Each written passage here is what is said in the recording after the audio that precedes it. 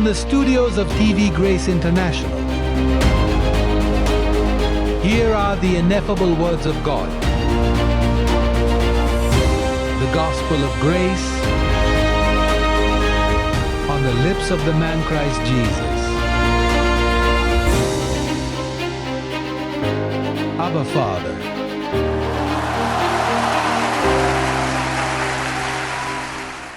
हर आध्यात्मिक आशीर्वाद से धन्य। खैर, आज का विषय वह आत्माओं का पिता है, यही मुद्दा है। स्वाभाविक रूप से वह उत्साह और अनुशासन के जनक हैं। भगवान की परमेश्वर अनुबंध स्थापित करता है और वह कहता है कि वह आत्माओं का पिता है और बच्चों को अनुशासित करें जबकि वे यहां पृथ्वी पर हैं, अर्थात जबकि वे स्वर्ग में हैं, स्वर्ग में नहीं, क्योंकि यह यहां नीचे एक परियोजना है। यह हमारे लिए जीना है, शब्द कहता है। लेकिन आइए इसे पढ़ें के लिए बहुत स्पष्ट रूप से देखें कि यह अनुशासन कैसे लागू किया जाता है, यह किस पर लागू किया जाता है और यह किस लिए बनाया गया है। इब्रानियों अध्याय 12 में यह कहा गया है, श्लोक 5 से आगे क्या कहना, और तुम पहले से ही उस उपदेश को भूल गए हो जो तुम्हें बच्चों के रूप में संबोधित करते हुए कहा गया है। हे मेरे पुत्र, यहोवा की शिक्षा का तिरस्कार मत कर, और जब तुम उसके द्वारा डांटे जाओ तब तुम मूर्छित न हो जाना, क्योंकि यहोवा उनको ताड़ना देता है जिनसे वह प्रेम रखता है, और जिस किसी को वह पुत्र के समान ग्रहण करता है उसे वह कोड़े मारता है। यदि तुम अनुशासन सहते हो तो परमेश्वर तुम्हारे साथ बच्चों जैसा व्यवहार करता है, क्योंकि वह कौन सा पुत्र है जिसे पिता ताड़ना नहीं देता। परंतु यदि तुम अनुशासन के बिना रह गए हो जिसके सभी भागीदार रहे हैं, तो फिर तुम कमीने हो और बच्चे नहीं। दूसरी ओर हमारे सांसारिक माता पिता थे जिन्होंने हमें अनुशासित किया और हम उनका आदर करते थे। हमें आत्माओं के पिता की आज्ञा का पालन बेहतर ढंग से क्यों नहीं करना चाहिए, और क्या हम जीवित रहेंगे? खैर, यहां विवरण है। आत्माओं के पिता भौतिक पिताओं के बारे में बात नहीं कर रहे हैं। हम एक आध्यात्मिक अनुशासन के बारे में बात कर रहे हैं। यह अनुशासन यह सिर्फ बच्चों के लिए है, यह आपको समझना होगा। कमीनों वे नहीं, वे अनुशासित हैं। वे सत्य के करीब पहुंच जाते हैं और कभी भी पूर्ण ज्ञान तक नहीं पहुंच पाते। वे मंत्रालय में आ सकते हैं और जा सकते हैं, लेकिन वे कभी भी पूरी सच्चाई तक नहीं पहुंच पाते, क्योंकि वे कमीने हैं। देवदूत वहां कमीनों की देखभाल करते हैं और वहां कोई अनुशासन नहीं है, वहां हाथ में रहना खतरनाक है।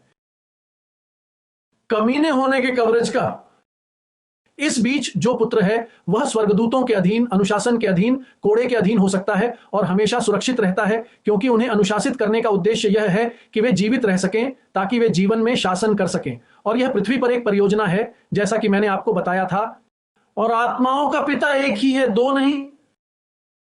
और आत्माओं का पिता यही स्वर्ग में अनुशासन देता है, अर्थात पृथ्वी पर। यह उन लोगों के लिए है जिनके पास भौतिक शरीर है। नीचे जो लोग हैं उनका बाप भी शरीरधारी है।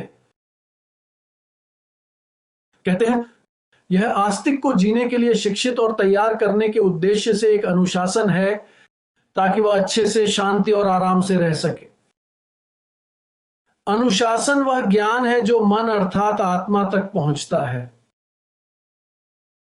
और यह इस उद्देश्य से आता है कि आस्तिक अपनी असली पहचान जानता है।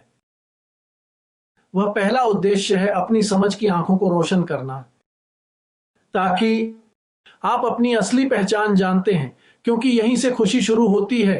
एक बार जब आप अपनी असली पहचान जान लेते हैं तो अब आप चोर नहीं रहते, आप अब डॉक्टर नहीं रहते, आप वकील नहीं रहते, आप अब अनुकरणीय पिता नहीं रहते, आप अब अच्छे या बुरे नहीं होते, अब तुम बंधन में नहीं रहे, अब तुम नशे के आदि, वेश्या नहीं रहे, तुम नहीं हो। यह बात खत्म हो गई। यदि कोई मसीह में है तो वह नई सृष्टि है। यह आपकी पहचान नहीं है, यह एक विकार था जो आपके शरीर में स्थितियों और विभिन्न कारणों से, अनुभवों से, राजनीति से, आपके शहर से, आपके माता पिता से, आपके दादा दादी से, आपके अंतिम नाम से हुआ था। वह यहां आपकी मदद नहीं करेगा। लक्ष्य है कि आप अपनी असली पहचान जानते हैं और अनुशासन इसी के लिए है। अनुशासन मन में प्रकट होता है। यह आपको शिक्षित करने, आपको ज्ञान देने के लिए स्वयं प्रकट होता है। एक बार जब वह ज्ञान आ जाता है तो आप अनाथ नहीं रहते, जबकि कमीना तो कमीना ही होता है। अब बेटा वह हमेशा घर पर ही रहता है। मेरे पूर्वज नाजरेत के यीशु ने कहा, बेटा हमेशा घर में रहता है, गुलाम नहीं रहता, वह असुरक्षित है। अब बेटा जहां कहीं भी हो, फरिश्तों के हाथ में या यूं ही उसे कोड़े मारे जा रहे हैं। उद्देश्य उसे जीने के लिए शिक्षित करना है। जिसने तुम में और तुम्हारे बालकों में अच्छा काम आरंभ किया वही उसे पूरा करेगा, चाहे हुक से या बदमाश से, चाहे धक्का देकर या धक्का देकर, वह इसे वैसे भी खत्म कर देगा यदि आप भगवान के बच्चे हैं। अब जैसा मैंने कहा वह शब्द देखो, ये इब्रानियों 4:12 में क्या कहता है। वह कहते हैं क्योंकि परमेश्वर का वचन अर्थात खतना रहितता का सुसमाचार, क्योंकि इस वाचा का वचन खतना रहित है, दूसरी वाचा में से खतना था और यह अभी भी वहां सिखाया जाता था। लेकिन कहते हैं इस समझौते में, पहले से ही बोल रहा हूं कि हम एक नए समझौते में हैं। उनका कहना है कि यह दोधारी तलवार की तरह है। वह कहता है यह जीवित और प्रभावशाली है और किसी भी दोधारी तलवार से भी अधिक तेज है और घुस जाता है आत्मा और आत्मा को विभाजित करने तक। यही उद्देश्य है। वह तुमसे तब तक लड़ती रहेगी जब तक तुम टूट ना जाओ। वह आपके साथ काम करना जारी रखेगी, यानी विस्तार से काम, देखभाल का काम, क्योंकि वह तुम्हें तोड़ना चाहता है, अलग करना चाहता है, परंतु नष्ट नहीं करना चाहता। लेकिन शब्द उस उद्देश्य को वहन करता है। जब तक आत्मा और आत्मा, जोड़ और मज्जा विभाजित ना हो जाए। और पहचानो, यही उद्देश्य भी है कि तुम अपनी पहचान पहचानो, दिल के विचारों और इरादों को पहचानो। उद्देश्यों में से एक है, क्या आप जान सकते हैं कि आप वास्तव में कौन हैं? मैंने यहां एक छोटे से नोट में लिखा, वह कहते हैं यह वास्तविक ज्ञान है कि हम क्या हैं। यह स्वयं को जानना है कि मैं कौन हूं, मैं क्या देख रहा हूं, मैं क्या विश्वास करूं, मेरी अपने बारे में क्या अवधारणा है, क्या मैं वास्तव में वही हूं जो मैं प्रदर्शित कर रहा हूं, या मैं झूठा हूं, क्या मैं पाखंडी हूं, मैं कहां जा रहा हूं। यही इस शब्द का उद्देश्य है। और अनुशासन उस उद्देश्य के साथ चलता है जिसमें आप स्वयं को पाते हैं। इसलिए जब कई लोग इस मंत्रालय में आते हैं, यह उन्हें डराता है और वे निंदक हैं। वे कहते हैं रुको, यहां वे मुझे पहले से ही जानते हैं और मैं नहीं चाहता कि वे वास्तव में मुझे जाने। यह ऐसा है, जैसे मैंने पहले कहा था, यह ऐसा है जैसे आप खोलते हैं एक जिपर और असली पहचान सामने आ जाती है। और यही उद्देश्य है। इसीलिए बहुत से लोग इसमें शामिल नहीं होते। मंत्रालय में वे इस मंत्रालय से डरते हैं। ऐसे भी लोग हैं जो जाने जाने से डरते हैं। वे लोगों से डरते हैं कि उन्हें पता चल जाए कि वे कौन हैं। वे बहाने बनाते हैं। वे कहते हैं वह यीशु मसीह मनुष्य नहीं हो सकता, वह नहीं हो सकता, और वे हजारों बहाने बनाते हैं। उनका विचार छिपने का नहीं है। बहुत से लोग आत्मा की सेवकाई से डरते हैं। कौन सी आत्मा? एकमात्र आत्मा जो अस्तित्व में है, पवित्र आत्मा, परमेश्वर की आत्मा, परमेश्वर का वचन, सुसमाचार, वह सब एक ही है, पिता पुत्र। वे पर्यायवाची हैं, धन्य हैं। वचन का यही प्रयोजन है कि वह तुम में प्रवाहित हो और महिमा पाए। मैं जिस शब्द का प्रचार करता हूं उसका उद्देश्य, क्या आप स्वयं को पाते हैं? क्या आप जानते हैं कि आप कौन हैं? बहुत ज्यादा ना तैरें और फिर किनारे पर ही डूब जाएं। झील के बीच में डूबना बेहतर है, लेकिन किनारे पर नहीं। आप जानते हैं कि मैंने कहा कि ऐसे भी लोग हैं जो इस मंत्रालय से डरते हैं। स्पष्ट, उन्हें मंत्रालय का भयानक डर है। यह मवेशियों की तरह है। बैल, वे उन्हें बाड़े में रखते हैं, लेकिन आप जानते हैं कि आपको ऐसा करना होगा। बीफ स्टेक, चॉप्स बाहर निकालें। खैर, चॉप्स सुअर का मांस है ना? लेकिन सुअरों में भी यही होता है। वे चारों ओर घूमते हैं। वे ऊपर से नीचे तक बाड़े में हैं। वे चरते हैं और शांत हैं। परंतु एक जगह है जहां वे उन्हें मार डालते हैं और उस स्थान से खून की गंध आती है। और जब उन जानवरों को बूचड़खाने में ले जाया जाता है तो वे इसे महसूस करते हैं, वे इसे सूंघते हैं, उन्हें गंध की अनुभूति होती है। उनमें पिशाचों की तुलना में सूंघने की क्षमता अलग होती है। पिशाचों को खून पसंद है ना? जैसा कि किंवदंती कहती है, हॉलीवुड झूठ है। लेकिन इन जानवरों को दूर से ही खून की गंध आ जाती है, इसलिए वे अपने खुरों को कसकर रखते हैं ताकि वे उन्हें बूचड़खाने में न ले जाएं। इसलिए आपको उन्हें खींचना होगा क्योंकि उनमें खून की गंध आती है। और ये लोग ऐसे ही हैं जो इस मंत्रालय से डरते हैं। ये आत्मा का मंत्रालय है, मुझे क्षमा करें, आत्मा का एकमात्र मंत्रालय, क्योंकि आत्माओं का पिता एक ही है, दो नहीं है। और आत्माओं का पिता कौन है? कुआं। मैं कल्पना करता हूं कि आत्माओं का पिता वह है जिस पर उन्होंने सुसमाचार प्रकट किया, जो विश्वासियों को अनुशासित करता है। आत्माओं का एकमात्र पिता कौन है? जो आत्मा से अनुशासन देता है, वह जो रहस्योद्घाटन लाता है ताकि आप अपनी असली पहचान जान सकें। ताकि आप जान सकें कि आप पूर्व निर्धारित हैं, चुने हुए हैं, पवित्र हैं, कि आप बहुत खास हैं, कि आप मिट्टी के बर्तन में एक खजाना हैं, कि आप एक देवता हैं, कि तुम्हारे विरुद्ध कोई हथियार नहीं बनाया गया है, कि यदि दुष्ट आत्माएं होती तो वे तुझसे डरती और तेरे सामने से भाग जाती। वे बैलों की तरह काम करते हैं जब उन्हें सूंघ जाता है कि खून कहां है। ऐसा लगता है कि यह शब्द आपको यही बताने के लिए आया है। तुम्हें जगत की उत्पत्ति से पहले ही चुन लिया गया था और आप धन्य हैं। और वो आप पहले से ही थे, मांस खाने से पहले बेटा। इसीलिए यह कहता है, क्योंकि बच्चे, इब्रानियों में ये ऐसा कहते हैं, क्योंकि बच्चों ने मांस और रक्त में भाग लिया। उन्होंने भाग लिया, वे बच्चे थे और उन्होंने मांस और रक्त से भाग लिया। यहीं आपको अपनी असली पहचान पता चलती है। यह मंत्रालय लोगों को खुश क्यों करता है? मेरा मतलब है, केवल वे ही जो इसे इसकी अनुमति देते हैं, वे ही उन्हें खुश कर सकते हैं, क्योंकि हरामखोर खुद को बिल्कुल भी अनुशासित नहीं होने देता। लेकिन यह लोगों को खुश क्यों करता है? क्यूबा में, इक्वाडोर में, पूरे मध्य अमेरिका में, दक्षिण अमेरिका में, दक्षिणी कोन में, सैंटो डोमिंगो में, प्यूर्टो रिको में, पूरे संयुक्त राज्य अमेरिका में, स्पेन में, यूरोप में, सभी स्थानों पर हजारों खुश लोग हैं। लेकिन यह उन्हें खुश क्यों करता है? इन लोगों को कुछ भी हिलाता नहीं। क्यों? क्योंकि वे अपने सच्चे आध्यात्मिक पिता को जानते हैं। वे जानते हैं कि उसकी आत्मा के साथ क्या हुआ। देखो, यह इब्रानियों 5:14 में क्या कहता है? पासा लेकिन ठोस भोजन। यह उन लोगों के लिए है जो परिपक्वता तक पहुंच चुके हैं, उन लोगों के लिए जिनके पास उपयोग के कारण अपनी इंद्रियां हैं। जहां मन है, इंद्रियां अच्छे और बुरे की पहचान करने में प्रयोग होती है। यह उन लोगों के लिए है जो परिपक्वता तक पहुंच चुके हैं। इस सेवकाई का यही उद्देश्य है कि तुम्हें परिपक्वता तक पहुंचाया जाए, ताकि तुम मसीह में बच्चे न बन जाओ, ताकि आप दूसरों की तरह न रहें। हवा में मुक्का मारना, राक्षसों को बाहर निकालना, उड़ाना, बीमारों के लिए प्रार्थना करना, भगवान से उनकी मदद करने के लिए कहना, बिना यह जाने कि वे पहले से ही धन्य हैं, सड़कों पर जुलूस निकालना, ताकि कुंवारी अपने लोगों से स्वतंत्र रूप से कह सकें, गुरिल्लाओं की, जो उन्हें साम्यवाद से मुक्त करते हैं, और वे अपना पूरा जीवन इसी तरह बिताते हैं और वे कहीं नहीं पहुंचते। ध्यान दें कि कमीना वह व्यक्ति है जो सत्य के करीब तो पहुंच जाता है, लेकिन कभी भी उसकी पूरी जानकारी तक नहीं पहुंच पाता है। देखिए, तीमुथियुस को लिखे दूसरे पत्र में अध्याय 3 पद 5 में इन कमीनों के बारे में बात करते हुए यह कैसे कहा गया है?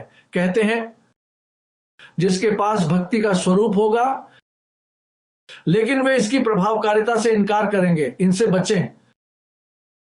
उनकी शक्ल है, वे कहते हैं, हालेलुया, भगवान की महिमा, भगवान आपको आशीर्वाद दें, भगवान आपको बनाए रखें, भगवान आपको आशीर्वाद देते रहें, आशीर्वाद। वे कहते हैं कि उनके मुंह से कितनी धार्मिकता निकलती है, लेकिन वे यह कहने का साहस नहीं करते, धन्य हैं। जानते हैं क्यों? क्योंकि उन्हें हमसे तुलना होने का डर है।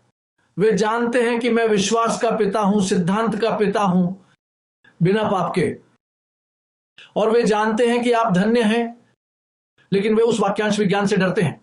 यह कहता है, श्लोक 7, ये उन महिलाओं का जिक्र करते हैं जिन्होंने भी संपर्क किया था। वे सदैव सीखते रहते हैं और सत्य का ज्ञान कभी नहीं प्राप्त कर सकते। श्लोक 8 में कहा गया है ये विरोध करते हैं, और जैसे जेन्नेस और जम्ब्रेस ने मूसा का विरोध किया, वैसे ही क्या आप देखते हैं वे अपने नेता का विरोध करते हैं? तो ये भी सत्य का विरोध करते हैं। मनुष्य समझ में भ्रष्ट और विश्वास में निकम्मे होते हैं। वे आगे नहीं बढ़ेंगे क्योंकि उनकी मूर्खता जैसी उनकी मूर्खता सब पर प्रकट हो जाएगी। इसलिए क्या है? आत्माओं के पिता जो अनुशासित करता है सच्चे पुत्र को, यह एक विशेषाधिकार है, ईश्वर द्वारा अनुशासित होना, जो एक दूसरे को जानते हैं, जो देखे जाने से नहीं डरते। देखिए, मैं प्रेस के साथ आपके साथ पारदर्शी रहा हूं। मैंने आपको बताया है कि मैं चोर था, कि मैं नशे का आदी था, कि मैं जेल में था, कि मैंने बुरा बर्ताव किया है, कि मैंने गलतियां की हैं। मैं पारदर्शी हूं। क्या आप जानते हैं क्यों? क्योंकि मैं डरता नहीं हूं। क्या तुम नहीं देखते कि सत्य सत्य के लिए है और इनमें से कोई भी मुझ पर प्रभाव नहीं डालता? हम सभी के पास यहां अवसर है। हम सभी जिन्होंने कष्ट सहे हैं और परीक्षाओं से गुजरे हैं, उनके पास अनुशासन का अवसर है। यदि ईश्वर का अनुशासन आपको ठीक नहीं करता तो चीनी डॉक्टर भी आपको नहीं बचाएगा। यदि परमेश्वर का अनुशासन आपको ठीक नहीं करता, तुम फैक्ट्री से खराब होकर आए हो, तुम इतने कमीने हो कि कोई भी चीज तुम्हारी मदद नहीं कर सकती। परंतु यदि आप परमेश्वर की संतान हैं और आप सत्य की इस आत्मा से सीलबंद हैं, आप अनुशासन सहने जा रहे हैं। कभी कभी वह अनुशासन दर्द का कारण बनता है और उपद्रव और गलत फहमियां आती हैं, परंतु वह ताड़ना सह ली जाती है। आइए देखें कि मैंने यहां और क्या लिखा है। यह अनुशासन किस लिए है? देखो वह कैसे कहता है। कुरिन्थियों को पहला पत्र अध्याय 2 श्लोक 12 में यह कहता है, पद 12, और हमको जगत की आत्मा नहीं मिली लेकिन आत्मा, पवित्र आत्मा क्या है? जो ईश्वर से आता है। किस लिए? अन्य भाषाओं में बोलना, भविष्यवाणी करना, अपनी राय देना? नहीं, ताकि हम जान सकें कि ईश्वर ने हमें क्या दिया है। यही उद्देश्य है भगवान के अनुशासन का, ताकि तुम्हें पता चले कि तुम कौन हो, आप कहां जा रहे हैं, आप कहां से आए हैं और कहां जा रहे हैं। परमेश्वर का अनुशासन अद्भुत है। तुम्हें सही करता है, यह तुम्हें रोशन करता है, आपका मार्गदर्शन करता है, ताकि लंगड़ी बात रास्ते से ना हट जाए। आप लंगड़े हैं लेकिन विचार इसे ट्रैक पर रखने का है। यह सिखाती है सीधी राह बनाना। मैं चलूं तो ऐसे चलूं तो ऐसे चलूं, मैं इसे पकड़ता हूं, यह बाहर नहीं आता है, यह मेरे नियंत्रण में है। मैं उसे यीशु मसीह की आज्ञाकारिता के लिए बंदी बना लेता हूं। प्रभु का अनुशासन यही करता है, सुधारता है। इसीलिए कहा जाता है कि यशायाह ने इसे पवित्रता का मार्ग कहा था। वह कहता है, और चाहे वह कितना ही अनाड़ी हो, चाहे कितना ही कच्चा हो, यदि आपके पास शिक्षा नहीं है तो भी आप उस रास्ते से नहीं हटेंगे, क्योंकि यहां बात इंसान की बुद्धि की नहीं, बेटे होने की है। तो आप अनुशासित होने वाले हैं और आप अनुशासन को समझने वाले हैं। इससे कोई फर्क नहीं पड़ता कि आपके पास कौन सी शैक्षणिक डिग्री है, यह अनुशासन है। यह एक सांसारिक पिता का अनुशासन नहीं है कि वे भी आपके लिए सर्वश्रेष्ठ की तलाश करते हैं, लेकिन आप जानते हैं कि सांसारिक पिता कभी कभी यह भी नहीं जानते कि कैसे अनुशासन है। यह मारपीट और चीख के साथ है। हमने पूरे इतिहास में यही सब देखा है, गालियां। लेकिन नहीं, यह आत्माओं का पिता है। यही वह है जो शिक्षा देता है, जो तुम्हें रास्ता दिखाता है, जो तुम्हारा नेतृत्व करता है। सफल होना यह कहता है कि हम जीवित रहें। प्रभु का वचन कहता है, मुझे देखने दो कि मेरे पास यहां और कौन से नोट हैं। खैर, हम विषय पर लौटते हैं कि पिता, आत्माएं, यह अनुशासन अब है। अब यहां पृथ्वी पर, स्वर्ग में, आकाश में नहीं बल्कि स्वर्ग में, ताकि हम जीवित रहें, ताकि इरादे और सोच को देखा जा सके। परंतु जो मनुष्य समझ से भ्रष्ट हो गया है वह तुम्हें न समझेगा। जो मनुष्य समझ से भ्रष्ट हो गया है वह ठोकर खाता और ठोकर खाता रहता है। और तो और गायें अधिक बुद्धिमान होती हैं। गाय एक ही बार एक जगह लड़खड़ाती है और वहां से गाय दोबारा ठोकर नहीं खाती, क्योंकि उसे पहले से ही पता होता है कि छेद कहां है। परंतु जो बुद्धि से भ्रष्ट है वह उसी रीति से ठोकर खाता रहता है। साल बीतते जाते हैं और वे इसमें शामिल रहते हैं। चर्च में, तथाकथित किस चर्च में? वह एक चर्च भी नहीं है। यह प्रोटेस्टेंट आराधनालय, पेंटेकोस्टल आराधनालय, आत्मा के विभाजन के आराधनालय हैं, संदेह का। उन मनुष्यों के बारे में जो बुराई रचते हैं, बुरे हैं, समझ में भ्रष्ट हो गया। देखो ये इब्रानियों में क्या कहता है, अध्याय 12 में, इब्रानियों अध्याय 12 को देखो, श्लोक 23 से 25 देखो ये क्या कहता है। पहिलौठों की मंडली के लिए जो स्वर्ग में पंजीकृत है, ईश्वर सबका न्यायाधीश है, वह सबका पिता है। आत्माओं, धर्मियों की आत्माओं के साथ क्या किया? धर्मात्मा का उत्तम तथ्य। यह वह मंडली है जो स्वर्ग में है, मानव शरीर वाले प्राणियों का, कि उनकी आत्माएं सिद्ध हो गईं। वह कहता है यीशु नई वाचा का मध्यस्थ है और छिड़का हुआ खून हाबिल से बेहतर बोलता है। सुनिश्चित करें कि जो बोल रहा है उसे अनदेखा ना करें। और आप कह सकते हैं क्या होता है कि नासरत का यीशु वहां बोल रहा है, लेकिन ऐसा नहीं है। उन्होंने इन चीजों के बारे में बात नहीं की। वह वहां पहले ही मर चुका था, वह उठ चुका था, वह पहले ही दुर्गम प्रकाश में रह चुका था। वह अब उस मंडली के बारे में बात कर रहा है। यह एक भविष्यवाणी पुस्तक है जहां वह उपस्थित होने वाला था। वह रहस्योद्घाटन जो आत्माओं का निर्माण करता है, जो उन्हें अनुशासन देता है, आत्मा। ऐसा नहीं था 1933 से पहले इसका अस्तित्व नहीं था। जो अस्तित्व में था वह धर्म त्याग था, कोई विश्वास नहीं था। 73 से अब तक, जब से ईसा मसीह मनुष्य की शुरुआत हुई, वहां अनुग्रह का सिंहासन शुरू हुआ, वहां अनुशासन शुरू हुआ, वहां आत्मा की तलवार शुरू हुई, वहां सच्ची पहचान शुरू हुई, वहां सब कुछ शुरू हुआ। 73 में पाब्लो ने उसे छोड़ दिया और बैटन मेरी ओर बढ़ा दिया। इसीलिए पौलुस कहता है देखो मैं नेव डालता हूं, अब कोई और बनाता है, कोई और वह उसके लिए आया था भविष्य, और वह भविष्य पहले से ही हमारे बीच है। और हम पहले से ही भगवान का अनुशासन प्राप्त कर रहे हैं। हम पहले से ही परिवर्तन के लिए अभ्यास कर रहे हैं, क्योंकि आप भ्रष्ट दिमाग के साथ परिवर्तन में प्रवेश नहीं कर सकते हैं। यही कारण है कि ये आलोचक जो मंत्रालय छोड़ चुके हैं, इसलिए कपड़े मत पहनो क्योंकि तुम रूपांतरित नहीं होगे। यह मत सोचो कि जब परिवर्तन आएगा तो रोना और दांत पीसना होगा। उन लोगों के लिए जो इस शब्द से अनुशासित नहीं है। देखो वह कैसे कहता है, श्लोक 25वां, सुनिश्चित करें कि जो बोल रहा है उसे अनदेखा न करें, क्योंकि यदि जिन्होंने पृथ्वी पर उनको चेतावनी देने वाले का इनकार किया वे बच न निकले। यदि हम स्वर्ग से चेतावनी देने वाले को अस्वीकार करते हैं तो हम तो बिल्कुल भी नहीं। जिसकी आवाज ने उस समय पृथ्वी को हिला दिया, परंतु अब यह प्रतिज्ञा की है कि एक बार फिर मैं न केवल पृथ्वी को वरन आकाश को भी हिला दूंगा। और यह वाक्यांश एक बार भी चल वस्तुओं को हटाने का संकेत देता है, किए गए कामों की तरह, ताकि अटल बने रहें। इसलिए जब हम एक ऐसा राज्य प्राप्त करते हैं जिसे हिलाया नहीं जा सकता, तो आइए हम कृतज्ञता रखें और इसके माध्यम से हम भय और श्रद्धा के साथ भगवान को प्रसन्न करने वाली सेवा करें, क्योंकि हमारा परमेश्वर भस्म करने वाली आग है। यही बुलावा है, धन्य, यही आह्वान है इस घंटे का, हिस्सा लेना उस अनुशासन का। अंततः इब्रानियों अध्याय 12 श्लोक 10 में, और वे निश्चित रूप से कुछ दिनों के लिए उन्होंने हमें अनुशासित किया। वो कैसे हैं? ऐसा लग रहा था, लेकिन ये जो हमारे लिए लाभदायक है, ताकि हम उसकी पवित्रता में भाग ले सकें। पवित्रता के बिना कोई भी प्रभु को नहीं देख पाएगा। निस्संदेह अनुशासन के बिना कोई भी प्रभु को नहीं देख पाएगा। क्या तुम नहीं देखते कि यह अनुशासन ही पवित्र करता है? वह जो किसे पवित्र करता है, तुम्हारे कपड़े, महिलाओं के लिए एक निश्चित तरीके से कपड़े पहनने के लिए नहीं, अपने मन, विचारों और इरादों को पवित्र करो, यही है।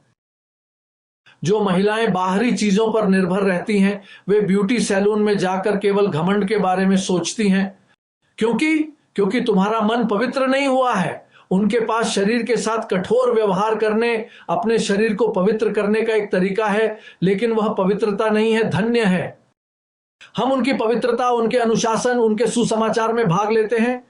शक्ति इस सुसमाचार का।